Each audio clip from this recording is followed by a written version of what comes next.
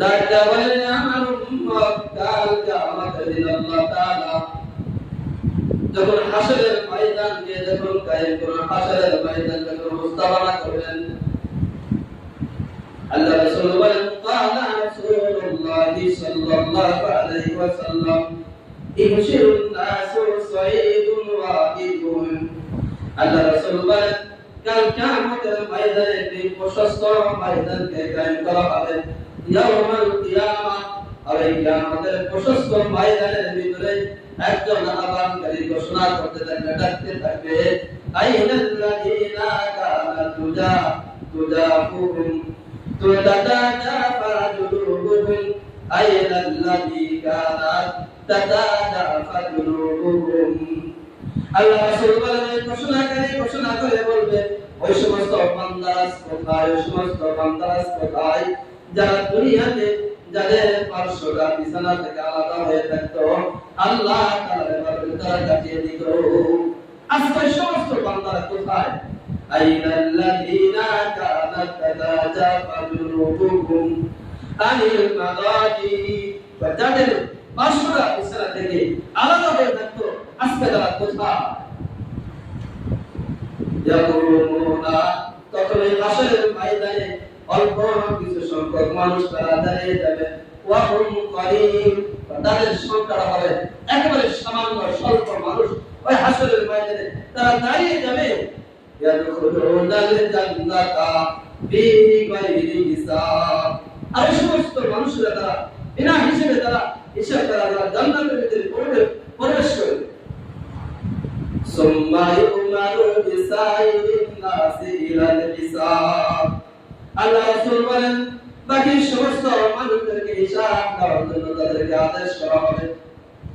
তাহলে ওই সমস্ত বান্দারা যারা রাতে যে জাগরণ করে আল্লাহ তাআলার পথে কাটিয়ে দিত, আরামের বিছানাকে যারা ত্যাগ করে আল্লাহ তাআলাকে ডাকার জন্য কান্নাকারি করতে আল্লাহ তাআলার কাছে দোয়া করত, আয় আল্লাহ এখন তো তোমার অন্যান্য বান্দারা ঘুমিয়ে আছে, আরামে তারা নিদ্রা যাচ্ছে, আল্লাহ আমি তো এই গভীর রাত্রিতে আমার মনকে আমি হারাম করে একমাত্র তোমাকে রাজি খুশি করার জন্য আমার অতীতের জীবনের গুনাহের জন্য তোমার কাছে প্রার্থনা করি।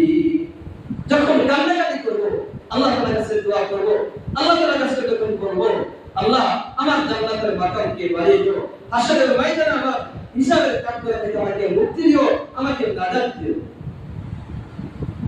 আমর ইবনে আস রাদিয়াল্লাহু তাআলা আনহু থেকে বর্ণিত, তিনি বলেন আমি পয়গম্বর রাসূল রাহমাতুল্লাহ আলাইহির কাছে এসে জিজ্ঞাসা করব, আল্লাহ রাসূল এমন কোন দোয়া আছে যে দোয়াটা অন্যান্য দোয়ার চাইতে বেশি কবুল হয়, বা এমন কোন মুহূর্ত আছে যে মুহূর্তে দোয়া করে আল্লাহ তাআলা অবশ্যই দোয়াকে কবুল করবেন? আল্লাহ রাসূল ডাকতে বলেন আমার সাহাবী শোনো শোনো, আছে এমন মুহূর্ত আছে, এমন দোয়া আছে যে সময় দোয়া করে আল্লাহ তাআলা অবশ্যই তার দোয়াগুলো কবুল করবে। আল্লাহ রাসূল সাহাবীকে বললেন আমার সাহাবী সেই সময়টা হলো রাতের শেষ এক মধ্যবর্তী অংশ, শেষ রাত্রিকে যাকে বলা হয়, আমরা যে রাত্রিকে সবাই সাহারির সময় এই সময় আল্লাহ তাআলা সবাই একেবারে বর্তমান আসমানে এসে বান্দাদেরকে ডাকতে থাকে, আমার বান্দা তোমার কি প্রয়োজন আছে তুমি আমার কাছে চাও, তোমার যদি ক্ষমার প্রয়োজন থাকে আমার কাছে ক্ষমা চাও, আমি ক্ষমা করে দেব, তুমি রিজিকের অভাবে ভুগতেছো আমার কাছে রিজিক দাও, আমি আল্লাহ তাআলা তোমাকে রিজিক দিয়া দিব। আল্লাহ তাআলা ওই সময় বান্দাদেরকে এক একটা প্রয়োজন বলে ডাকতে থাকে, আর আমরা ওই সময় ঘুমিয়ে থাকি, ফজরের নামাজের খবর থাকে না। তাহলে আমাদের দোয়াটা কখন কবুল হবে? আল্লাহ তাআলা দিতে জন্য আমাদের ডাকে, আমাদেরকে দেওয়ার জন্য ডাকতেছে, আর ওই সময় আমরা ঘুমিয়ে থাকি আর আমরা ফজরের নামাজের কোনো খবর থাকে না। তাহলে আমরা আল্লাহ তাআলার কাছে কিভাবে চাইতে পারি? সেটা এজন্য রাসূল বলেন ওই শেষ রাতে দোয়াটা আল্লাহ তাআলার কাছে অনেক গ্রহণযোগ্য। হে আমর ইবনে আস, তুমি ওই শেষ রাতে ওঠে আল্লাহ তাআলার কাছে দোয়া করো তোমার গুনাহের জন্য, তোমার অভাবের জন্য, তোমার চিকিৎসার জন্য, তোমার সমস্ত প্রয়োজনের জন্য। আল্লাহ তাআলা তোমার সমস্ত প্রয়োজনগুলো মিটিয়ে দিবে। হ্যাঁ, আমর ইবনে আস সময় তো আছে, ওই সময় তুমি ওই সময় যে সমস্ত আল্লাহ তাআলার ওলিরা, আল্লাহ তাআলার খাস বান্দারা আল্লাহ তাআলাকে ডাকে, তাদের ডাকের সাথে তোমার ডাককে মিলায়ে আল্লাহ তাআলার কাছে দোয়া করতে থাকো। আল্লাহ তাআলা তোমার দোয়া কি করবেন? কবুল করবেন। ইমাম শাফিঈ রাহমাতুল্লাহ আলাইহি বলেন, আমাদের কাছে সংবাদ পৌঁছেছে 5টি রাতে মনে রয়েছে যে রাতে দোয়া করে আল্লাহ তাআলা অবশ্যই দোয়া কবুল করেন। قال رسول الله صلى الله عليه وسلم في يوم الجمعة আল্লাহ রাসূল বলেন ওই 5 রাতের ভিতর থেকে 3 রাত জুমা রাত বৃহস্পতিবার দিবাগত রাতে যে জুমা রাত শুরু হয় এই রাতে তার ফজিলত মর্যাদা আল্লাহ তাআলার কাছে অনেক বেশি। এই রাতে যদি আমরা দোয়া করি আল্লাহ তাআলা আমাদের দোয়াকে কবুল করবে। 5 রাতের ভিতর থেকে একটা হলো في يوم الجمعة وليلة الأضحى দ্বিতীয় নাম্বার হলো ঈদুল আযহা রাত্রিতে যখন আমরা দোয়া করি আল্লাহ তাআলা এই রাতে দোয়া কবুল করেন। ওয়া লাইলাতুল ফিতরি ঈদুল ফিতরের রাত্রিতে আল্লাহ তাআলা দোয়া কবুল করেন। ওয়া আউয়ালি লাইলাতুন মিন রজব রজবের প্রথম রাত্রিতে আল্লাহ তাআলা বান্দাদের দোয়া কবুল করেন। ওয়া লাইলাতুন নিসফি মিন শাবান এবং শাবানের 15 তারিখ অর্থাৎ 14 তারিখ দিবাগত রাত্রিতে এই 5 রাত্রিতে আল্লাহ তাআলা বান্দাদের বিশেষ দোয়া করে আল্লাহ তাআলা কবুল করে। এই 5টা রাত্রিতে যখন বান্দা আল্লাহ তাআলার কাছে দোয়া করবেন আল্লাহ তাআলা অবশ্যই তাদের দোয়া কি করবেন? কবুল করবেন।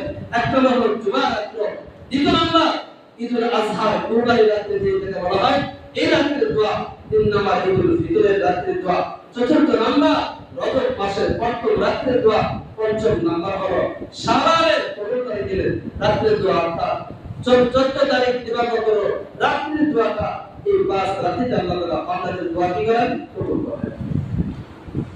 হযরত ইয়াকুব আলাইহিস সালাতু ওয়াস সালাম তার শিশুদের বান্দাদের তার শিশুদের জন্য আল্লাহ তাআলার কাছে মাগফিরাতের দোয়া করেছিলেন। সেটা জুমা রাত্র ছিল। মুফাসসিরিন কিরামরা লিখেছেন হযরত ইয়াকুব আলাইহিস সালাতু ওয়াস সালামের আল্লাহর সন্তানরা হযরত ইউসুফ আলাইহিস সালাতু ওয়াস সালামকে তারা যে হত্যা করার জন্য ষড়যন্ত্রের জাল পেতেছিল, তার ভাইয়ের সাথে যে তারা অপরাধ করেছিল, তখন যখন তারা তাদের অপরাধ সম্পর্কে বুঝতে পারল আমরা তো আমার ভাইয়ের উপর জুলুম করেছি, আমরা তো আল্লাহ তাআলার সাথে নাফরমানি করেছি, তখন তার পিতার কাছে এসে বলল আমার পিতা আপনি আল্লাহ তাআলার কাছে দোয়া করেন, আমাদের ক্ষমার জন্য আমাদের অপরাধের জন্য আল্লাহ তাআলার কাছে দোয়া করেন, আল্লাহ তাআলা যেন আমাদের ক্ষমা করে দেয়। হযরত ইয়াকুব আলাইহিস সালাতু ওয়াস সালাম বলেছিলেন ক্বালা আস্তাগফিরু লাকুম রাব্বি। হযরত ইয়াকুব আলাইহিস সালাতু ওয়াস সালাম তার সন্তানদেরকে বলেছিল যে অতি শীঘ্রই আমি আল্লাহ তাআলার কাছে তোমাদের জন্য ক্ষমা প্রার্থনা করব। প্রশ্ন হয় তাহলে হযরত ইয়াকুব আলাইহিস সালাতু ওয়াস সালাম তার সন্তানদের জন্য কোন সময় দোয়া করেছিলেন? হযরত রাসূলুল্লাহ সাল্লাল্লাহু আলাইহি ওয়াসাল্লামের কাছ থেকে দুইটি সময়ের কথা উল্লেখ আছে, দুইটি সময়ের কথা উল্লেখ আছে। এক নম্বর হলো ওই শেষ রাতের রজনীতে হযরত ইয়াকুব আলাইহিস সালাম তার সন্তানদের জন্য আল্লাহ তাআলার কাছে ক্ষমার জন্য প্রার্থনা করেছিলেন, দোয়া করেছিলেন ওই শেষ রাতে। দ্বিতীয় নম্বর হযরত ইয়াকুব আলাইহিস সালাম এই জুমা রাতে তার সন্তানদের জন্য আল্লাহ তাআলার কাছে ক্ষমা প্রার্থনা করেছিলেন, আল্লাহ আপনি আমার সন্তানরা অপরাধ করেছে, তার ভাইয়ের প্রতি জুলুম করেছে, অন্যায় করেছে, ব্যভিচার করেছে, আল্লাহ আপনি আমার সন্তানদেরকে আপনি ক্ষমা করে দিতে পারেন। ইয়াকুব আলাইহিস সালাম এই শুক্রবার রাতে যেভাবে আল্লাহ তাআলার কাছে ক্ষমা প্রার্থনা করেছে, তাহলে শুক্রবার রাতে শেষ রাতে এই দুইটা আমল পাওয়া যায়। আর ইয়াকুব আলাইহিস সালাম তার সন্তানদের ক্ষমার জন্য আল্লাহ তাআলার কাছে দোয়া করেছিলেন। হযরত ওয়াহাব ইবনে মুনাব্বা রাহমাতুল্লাহ আলাইহি থেকে বর্ণিত, তিনি বলেন হযরত ইয়াকুব আলাইহিস সালাম একদিন দুইটি একবার 2 মাস 1 বছর 2 বছর নয় 20 বছর অধিক সময় পরিমাণ হযরত ইয়াকুব আলাইহিস সালাম বৃহস্পতিবার দিবাগত রাত্রি অর্থাৎ শুক্রবার রাত্রিতে আল্লাহ তাআলার কাছে তার সন্তানদের জন্য ক্ষমা প্রার্থনা করেছে। 1 বছর 2 বছর না 20 বছর অধিক সময় হযরত ইয়াকুব আলাইহিস সালাম বৃহস্পতিবার দিবাগত রাত্রিতে আল্লাহ তাআলার কাছে কি করেছেন? দোয়া করেছেন তার সন্তানদের ক্ষমার জন্য। এই জন্য শুক্রবার রাত্রে আসলে আমরা যারা চাকরিজীবী আছি, পরের দিন আমরা সারাদিন ঘুমাতে পারবো বা পরের দিন ব্যস্ততা আমাদের কম আছে, এই জন্য বৃহস্পতিবার দিবাগত রাত্রিতে আমরা অনেক পুণ্যায় করি, অনেক টাকা ঘুরতে দেই আমাদের জীবনের হায়াতের জন্য, আমার পরকালের হায়াতের জন্য। আমার এই রাত্রিটা হলো আমার জীবনের এক একটা সময় যাচ্ছে, মানে আমার জীবন থেকে এক একটা সেই স্বর্ণের মতো মূল্যবান জিনিস আমার জীবন থেকে ধরে যাচ্ছে। এটাকে আমার আল্লাহ সাইদ রাদিয়াল্লাহু তাআলা আনহু قال قال رسول الله صلى الله عليه وسلم ما من مسلم يموت يوم الجمعة أو ليلة الجمعة আল্লাহ রাসূল সাল্লাল্লাহু আলাইহি ওয়াসাল্লাম বলেন, মুসলমানদের ভিতরে থেকে যে মুসলমানেরা নরকবাসীরা যারা জুমার দিন অথবা জুমার রাতে মারা যাবে, আল্লাহ রাসূল বলেন যে সমস্ত মুসলমানেরা জুমার দিন মারা যাবে অথবা জুমার রাতে মারা যাবে, মা মিন মুসলিমিন ইয়ামুতু ইয়াওমাল জুমাতি ওয়া লাইলাতাল জুমাতি, যে সমস্ত মুসলমানেরা জুমার দিন অথবা জুমার রাতে মারা যাবে, আল্লাহ রাসূল বলেন এই সমস্ত ইমানদার মুসলমান ব্যক্তিরা ফেরেশতাদের মুনকার নাকিরদের সওয়াল থেকে প্রশ্ন থেকে তারা নিরাপদ থাকবে। এই সমস্ত মুসলমানেরা ওয়াকাহুল্লাহু তাআলা ফিতনাতাল কবরি, দ্বিতীয় নম্বর আল্লাহ তাআলা তাদেরকে সেই কবরের আযাব থেকে তাদেরকে মুক্তি দান করবেন। যারা জুমার দিনে অথবা জুমার রাতে যারা মারা যাবে, রাসূল বলেন এক নম্বর হলো তারা মুনকার নাকিরের প্রশ্ন থেকে তারা নিরাপদ থাকবে, দুই নম্বর তারা কবরের আযাব থেকে আল্লাহ তাআলা তাদেরকে নিষ্কৃতি দান করবেন। এজন্য জুমার দিনে এবং জুমার রাতে অনেক ফজিলত আছে। আমরা জুমার নামাজ পড়তে আসি, অন্যান্য নামাজের তুলনায় অন্যান্য দিনের তুলনায় আমরা জুমার দিনে অনেক গুরুত্ব সহকারে জুমার দিনে আমরা একত্রিত হই। জুমার মানে হলো যে একত্রিত হওয়া, সম্মাননা হওয়া। রাসূলুল্লাহ সাল্লাল্লাহু আলাইহি ওয়াসাল্লামের কাছে হযরত জিবরাইল আলাইহিস সালাতু ওয়াস সালাম হাতে করে একটা আয়না নিয়ে এসে রাসূলের কাছে উপস্থিত হলেন। আল্লাহ রাসূল জিবরাইলকে জিজ্ঞাসা করলেন, হে জিবরাইল, এই আয়নাটা কি? এবং আয়নার ভিতরে যে একটা কালো ফোঁটা দেখা যায় সেটা কি? হযরত জিবরাইল আলাইহিস সালাতু ওয়াস সালাম জবাব দেন, এই আয়নাটি হলো যে ময়দানে মাসজিদ। ময়দানে মাসজিদ রাসূলকে যখন এই কথা বলছেন, আল্লাহ রাসূল সাল্লাল্লাহু আলাইহি ওয়াসাল্লাম আবার জিজ্ঞাসা করলেন, হে জিবরাইল, ময়দানে মাসজিদ কি? সেটা তো আমি জানি না, আমি তো বুঝি না। হযরত জিবরাইল আলাইহিস সালাতু ওয়াস সালাম বলেন, এটা হলো জান্নাতের ভিতরে, জান্নাতের মাঝখানে একটা জায়গা, ময়দানের নাম হলো ময়দানে মাসজিদ। আর এই ময়দানে মাসজিদের ভিতরে যা কিছু থাকবে সব শুধু শুধু সাদা দেখা যাবে, কালো কোনো জিনিস থাকবে না। ওই যার ময়দানে মাসজিদের ভিতরে সমস্ত জিনিসগুলো সাদা হয়ে থাকবে। হযরত জিবরাইল আলাইহিস সালাম বলেন, আর এই ময়দানে মাসজিদ এত বড় থাকবে, এত বিশাল থাকবে, আমি জিবরাইল হাজার হাজার বছর এই ময়দানের মাসজিদের ভিতরে ঘুরে বেড়াচ্ছি, কিন্তু ময়দানের মাসজিদের কোনো কিনারা পাই না। তো ময়দানের মাসজিদটা এত প্রশস্ত হবে, এত লম্বা হবে, আমি জিবরাইলে হাজার হাজার বছর এই ময়দানের মাসজিদের ভিতরে আমি ঘুরে বেড়াচ্ছি, কিন্তু ময়দানের মাসজিদের আমি কি পাইনি, কোনো কিনারা পাই না। আল্লাহ রাসূল সাল্লাল্লাহু আলাইহি ওয়াসাল্লাম তার 63 বছরের জিন্দেগিতে হযরত জিবরাইল আলাইহিস সালামকে শুধু দুইবার প্রকৃত আকৃতিতে তাকে দেখেছে। সরাসরি রাসূল হযরত জিবরাইল আলাইহিস সালামকে তার জিন্দেগিতে মাত্র দুইবার দেখেছে। হযরত রাসূলুল্লাহ সাল্লাল্লাহু আলাইহি ওয়াসাল্লাম বলেন, জিবরাইলের দেহটা এত বিশাল ছিল, এত বিশাল ছিল, জমিন থেকে আসমান পর্যন্ত, পূর্ব থেকে পশ্চিম পর্যন্ত সমস্ত এত বড় একজন দেশে বল আমার যার রাসূল সাল্লাল্লাহু আলাইহি আর হযরত জিবরাইল আলাইহিস সালাম মুহূর্তের ভিতরে দুনিয়া থেকে প্রথম আসমানে চলে যেতেন। এত তার চলাচলের গতিটা দ্রুত ছিল। হযরত রাসূল সাল্লাল্লাহু আলাইহি ওয়াসাল্লাম বলেন, সে মুহূর্তের ভিতরে দুনিয়া থেকে প্রথম আসমানে চলে যেতেন 600 ডানা ব্যবহার করে। তাহলে এখন চিন্তা করেন, এত দ্রুত গতিতে থাকা সত্ত্বেও জিবরাইল বলেছেন, আমি হাজার হাজার বছর ময়দানের মাঝিদের ভিতরে ঘুরে বেড়াইছি, কিন্তু সেই ময়দানের মাঝিদের আমি কোনো ভুল কিনারা পাই না। এত বিশাল সেই ময়দানের মাঝি। হযরত রাসূলুল্লাহ সাল্লাল্লাহু আলাইহি ওয়াসাল্লাম জিবরাইলকে জিজ্ঞাসা করলেন, এই ময়দানের মাঝিদের কেন হয় ময়দানে মাঝিদে তারা উদ্দেশ্য কি? জিবরাইল আলাইহিস সালাম বলেন ময়দানে মাঝি হলো আল্লাহ তাআলার দরবার, আল্লাহ তাআলা মজলিস কায়েম করা, প্রতিষ্ঠা করার একটা মহান উদ্দেশ্য। আল্লাহ রাব্বুল আলামিন এই ময়দানে মাঝিতে আপনার সমস্ত জান্নাতবাসীদেরকে কি করবেন? একত্রিত করবেন। আল্লাহ তাআলা এই ময়দানের মাঝিদের ভিতরে একটা প্রত্যেকটা নবীর জন্য এক একটা মেম্বার কায়েম করবেন, আর এক একটা নবী রাসূলের মেম্বারের পিছনে এক এক নবীর উম্মতরা তারা জান্নাতে সাজিত থাকবে। কয় জান্নাতে যারা হবে এক এক নবীর মেম্বারের পিছনে পিছনে ওই নবীর উম্মতরা যারা জান্নাতবাসী যারা হয়েছে তারা তার পিছনে পিছনে তারা থাকবে। তারা কিভাবে থাকবে? তাহলে তারা সবাই তো সামনে বসার জন্য এক অপরের সাথে তারা প্রতিযোগিতা করবে। আল্লাহ রাসূল বলেন না না, যারা দুনিয়া থাকা অবস্থায় নবী এবং দ্বীনের প্রতি তাদের মহব্বত বেশি ছিল সেই অনুসারে তাদের যারা রাসূলের নবীদের কাছে থাকবে। তো দুনিয়াতে যে নবীকে যত মহব্বত করেছে, দ্বীনকে যত ভালোবেসে মহব্বত করেছে বা তার চেয়ারটা সেই আপনার ময়দানের মাঝিদের ভিতরে নবীদের মেম্বারের কাছে তত কাছে থাকবে তার চেয়ারটা। এই জন্য আমরা আমাদের দেশ থেকে রাসূলদেরকে নবীদেরকে মহব্বত করব এবং দ্বীনকে কি করব? মহব্বত করব। আজকাল কথা বলে আপনারা হিসাব দিবেন, হিসাব দিতে বয়স শেষ করে দিন। অনেকে নামাজ পড়বে, হ্যাঁ সবাই শেষ করে দাও।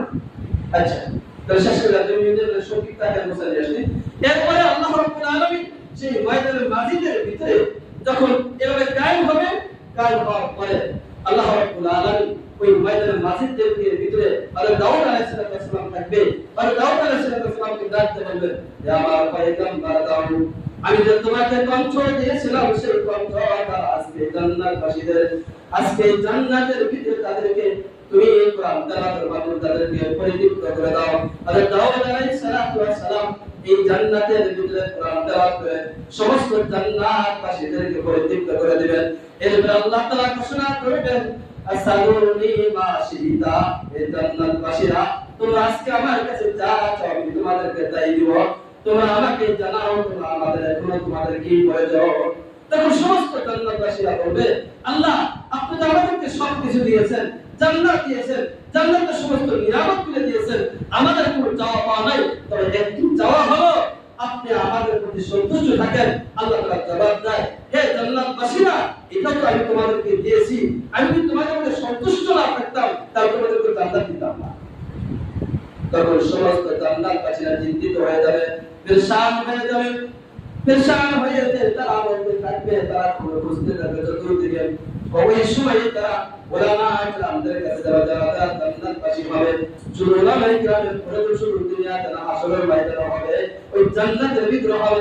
যখন তারা ওলামা ইকরামের কাছে যাবে তখন তারা পরামর্শ দিবে, আল্লাহ তাআলা তোমাদেরকে সমস্ত নিয়ামত দিয়েছে, কিন্তু একটা এখনো তোমাদেরকে দেয় নাই, যেটা হলো হিদায়াত ইলাহি।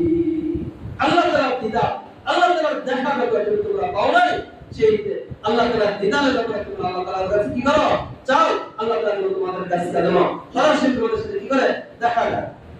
তখন সমস্ত হাসরের বাসীরা আল্লাহ তাআলার কাছে বলবেন, আল্লাহ আমরা সব কিছু পেয়েছি, তবে আপনার হিদায়াতের উপর আমরা পাই নাই। যে হিদায়াতের জন্য আমরা দুনিয়াতে বছরের পর বছর আপনার ইবাদত করেছি, দিনের জন্য কষ্ট মুজাহাদা করেছি, আজকে আপনি আমাদেরকে হিদায়াত দান করেন।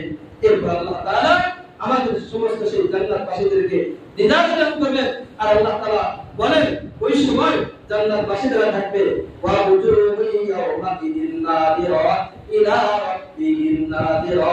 ওই জান্নাতের ভিতরে যারা থাকবে তাদের চেহারাগুলো উজ্জ্বল হতে থাকবে, তারা তাদের চেহারাগুলো এত সুন্দর দেখা যাবে, এটা বর্ণনা করে কিনা শেষ নেই, আবার বছর আছে, শেষ করা সম্ভব নয়।